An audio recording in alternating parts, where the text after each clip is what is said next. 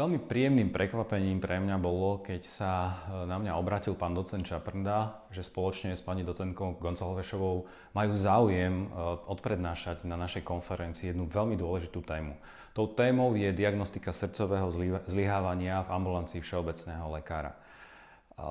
Považujem to za nesmierne dôležitý krok k vzájomnej spolupráci, pretože stále cítime, že spolupráca medzi všeobecným lekárom a špecialistom má veľké rezervy, to tak nazvime, a vieme túto spoluprácu stále zlepšovať a posúvať kvalitatívnejšie ďalej. Je veľmi dôležité poznať, aby sme my poznali prácu kardiologov a kardiológovia, aby poznali našu prácu, preto toto fórum je absolútne skvelé na to, aby sme sa stretli a aby sme si tieto skúsenosti navzájom odovzdávali. Preto vás veľmi srdečne pozývam na blog Diagnostika srdcového zlyhávania v ambulancii všeobecného lekára, keďže zbližovanie všeobecných lekárov a špecialistov po tej profesnej stránke, aby sme si rozumeli v tom, čo robí jedna strana, druhá strana, v prospech samozrejme pacienta, je nesmierne dôležitá.